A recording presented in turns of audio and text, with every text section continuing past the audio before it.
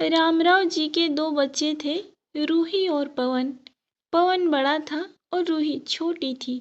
दोनों की पढ़ाई में बहुत होशियार थे। रामराव और रूही की माँ लता रूही को लेकर बहुत चिंतित थी, क्योंकि रूही ने अपनी शिक्षा पूरी कर ली थी। अब उसके लिए एक बेहतर रिश्ता खोजना था। एक दिन उनके करीबी रिश्तेदार का बेटा दीपक शादी में रूही का हाथ मांगने के लिए उनके घर आया। दीपक को सभी पसंद करते थे। वह दिखने में अच्छा था और एक अच्छी कंपनी में काम करता था। दीपक के परिवार को रूही भी बहुत पसंद आई।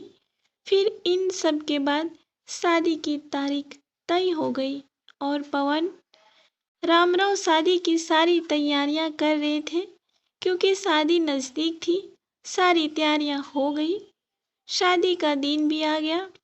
पवन रूही का हाथ पकड़कर मंडप में ले आया। रूही सुंदर गुड़िया की तरह दिख रही थी। सुंदर नाक, आंखें, रंग गोरा, लंबी लंबी चोटी। रूही देखने में बेहद खूबसूरत थी।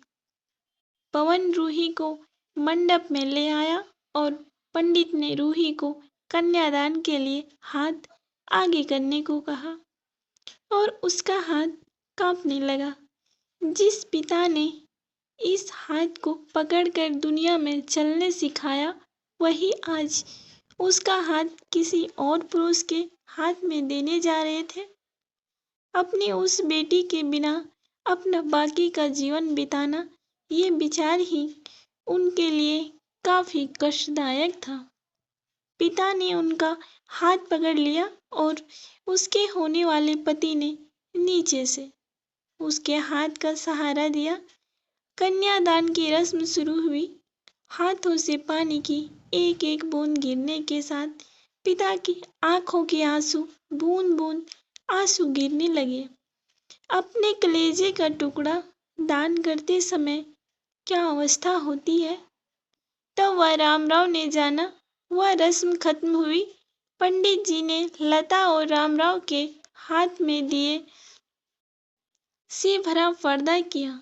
उनके सामने बेटी और उसका पूरा ससुराल परिवार बैठाया और पंडित जी ने कहा, आज से आपकी बेटी उनकी है।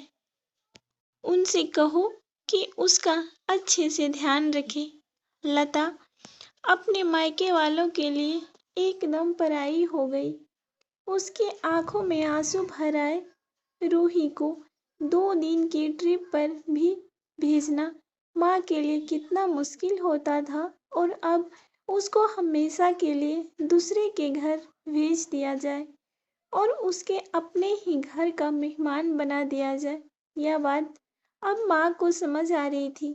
उस रस्म के बाद दूल्हा गेट पर आ गया। पंडित जी ने आवाज दी, लड़की के मामा लड़की को लेकर आओ। उस मामा का हाथ पकड़कर वह उस अंतरपाट पर जा रही थी।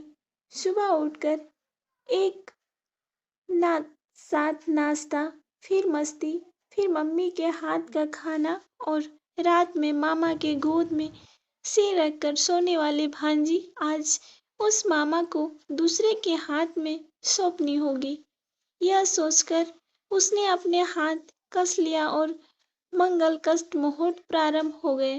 भाई दूज के दिन बिना कुछ मांगे मिलने वाला गिफ्ट, एक साथ फोड़े हुए पटाखे, टीवी कौन देखेगा, इस पर झगड़ा और दादी गुजर जाने के बाद उन दोनों का गले लगकर रोना।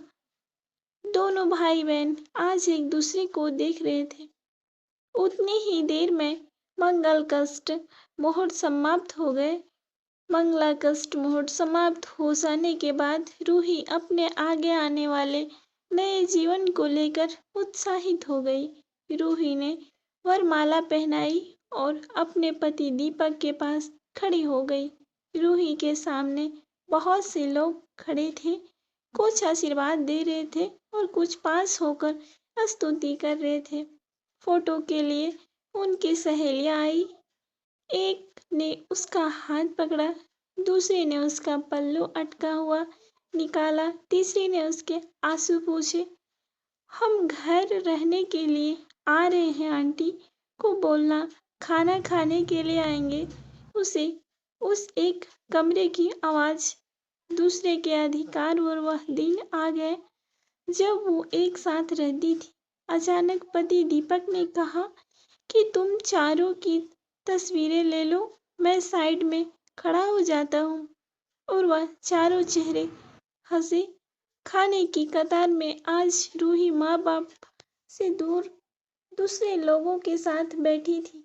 खाना खाने के बाद पंडित जी ने गौरी हार की पूजा करने के लिए बुलाया।